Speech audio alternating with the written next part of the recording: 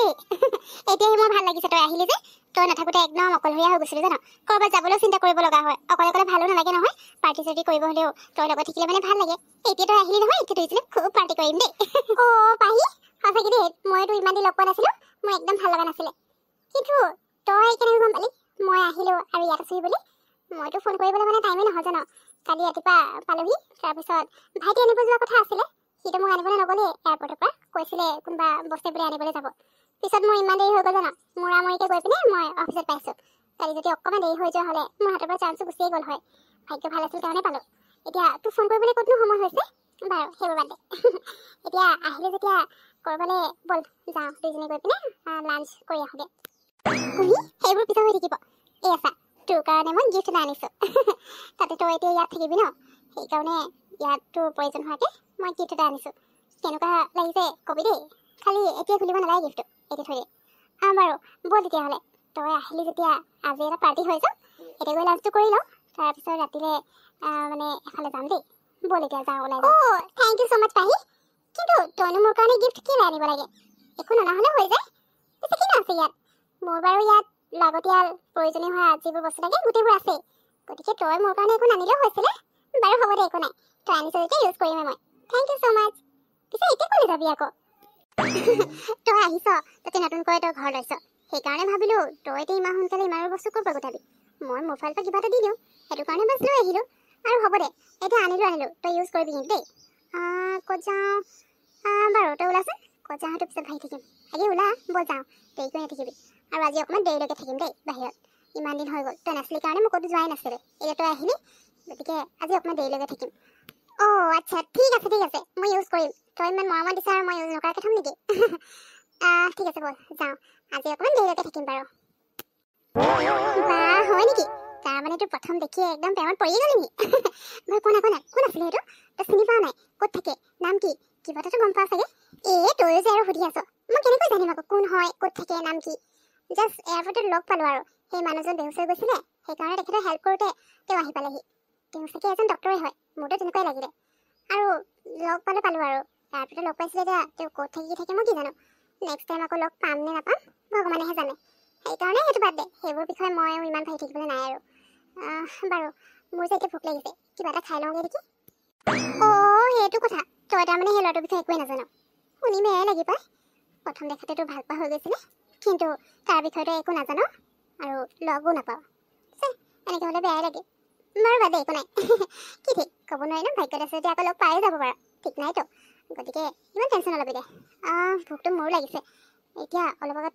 আমি ডিনাৰ কৰিলোঁ তথাপিও চাচোন ভোকটো ইমানকৈ লাগি আছে ব'ল এনেই চিম্পলি কিবা এটা খাই লওঁ তাকে বাৰু মোৰ কথা সেইবোৰ বাদ দে তোৰ বয়ফ্ৰেণ্ডৰ খবৰ ক আকৌ খবৰ কেনেকুৱা ভালে আৰু দেখাই নাই যে মই অহাৰ পৰা নে কিবা কামত ব্যস্ত হৈ আছে তই তোৰ বিষয়ে একোৱে কোৱা নাই ক আকৌ মোক অ' হয় নেকি ঠিকে আছে তেতিয়াহ'লে তইচোন বহুত লাগি তোৰ বয়ফ্ৰেণ্ডটো ইমান কেয়াৰ লয় তোৰ হেল্পো কৰি দিয়ে ৰেষ্টুৰেণ্টখনত তোক লাগিও দিয়ে ভালেই আছে দে তোৰে ভাল আৰু ন পিছে মোৰনো কি ক'ম আৰু মই এইবোৰত এতিয়া বাৰু সোমাব বিচৰা নাই সেইকাৰণে এইবোৰ এতিয়া মই ইমান ধ্যান দিয়া নাই মই কেনেকৈ কেৰিয়াৰটো ঠিক কৰি লওঁ সেইটোহে ভাবি আছোঁ সেইকাৰণে এইবোৰ বিষয়ে একো ভাবিয়ে থকা নাই বাৰু এতিয়া বহুত টাইম হ'ব ঘৰলৈ যাব লাগে হয় নেকি ঠিকে আছে দে কেৰিয়াৰটো ফাৰ্ষ্টে বনাই ল'ব লাগে কিন্তু কোনোবা এজন থাকিলেও বহুত ভাল হয় বাৰু সময় চব হৈ যাব ন এতিয়া তই এটা কাম কৰ না মোৰ ৰুমতে ব'ল থাকিবলৈ আজি তোৰ লগত বহুত কথা পাতিবলৈ আছে গতিকে তই মোৰ ৰুমতে থাকিবি ব'ল না কাইলৈ ৰাতিপুৱা তোৰ নিজৰ ৰুমলৈ গুচি যাবি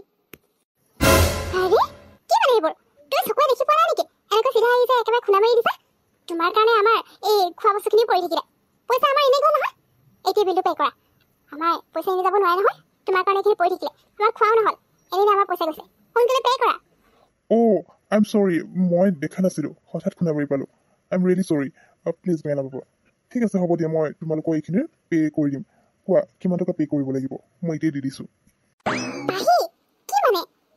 পৰিলে আৰু তই এতিয়া এইখিনিৰো পইচা ল'বি নেকি কি যে কৈ থাক বাদ দে যাবলৈ দেচোন কিমানখিনিনো পইচা গৈছে একো নাই দে আমি আকৌ কিনি ল'ম খাবৰ কাৰণে খাবচোন যাবলৈ দে কি বুলি ভাবিব একেবাৰে এই কেইটকামানৰ লগত তই লাগি আছো যেনেকৈ আৰু খুটা মাৰো বুলি মৰা নাই নহয় কচমাতে মাৰি দিছে গতিকে হ'ব দে একো নাই এই দে যাবলৈ দে ৰাম কুহি তই মনে থাক তই এইবোৰ একো নাজান ই খুন্দা মাৰো বুলি মাৰিছে মই জানো নহয় একো অকস্মাত হোৱা নাই আৰু আমাৰ পইচা কি এনেই গছত লাগিছে নেকি আমি ইমান ধনী মানুহ নহয় ন এনেকৈ যে যাবলৈ দিম আৰু তুমি তুমি এনেকৈ মুখখন কি চাই আছা?